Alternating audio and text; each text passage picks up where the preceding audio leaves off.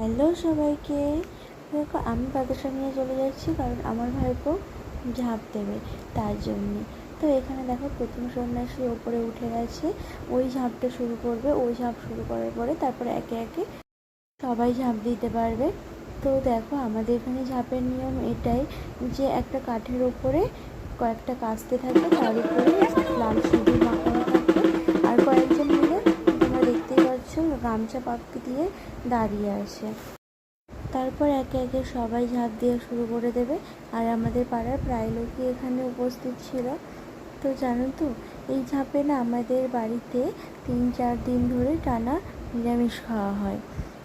কারণ আমার বাবা, আমার কাকু এরা হলো সন্ন্যাসী। আমার বাবা শেষ সন্ন্যাসী, আর আমার কাকু হলো ঝাঁপ দেবে।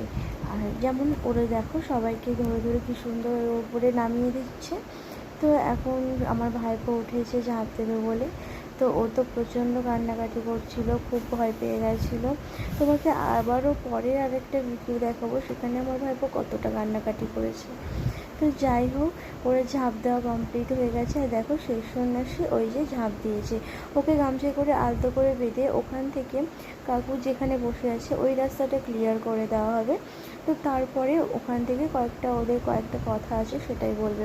তো ফাইনালি সব কিছু কমপ্লিট হওয়ার পরে মূল সন্ন্যাসী আর শেষ সন্ন্যাসী ওরা দুজন মিলে পুকুরেতে নেমে আর ডাবের জলটা বাবার মাথায় ঢেলে জলামৃত্যু হিসাবে ওরা খাওয়া দাওয়া করলো।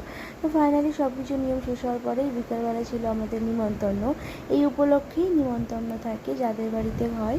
তো সেখানেই আমরা খেতে বসে গেছিলাম, দিয়ে দিয়েছিল লুচি, আলু কষা আর বোঁদে। সকালবেলা খাওয়া দাওয়ার পর আমি চলে গিয়েছিলাম বাজারে। তো বাজারে এত প্রচণ্ড ভিড় হয়েছিল, আমি তোমাদেরকে ভিডিও করতে পারিনি। তো আমি মাটির থালা আর ফল টল নিয়ে চলে এসেছিলাম। পরের দিন ছিল নীলষষ্ঠী।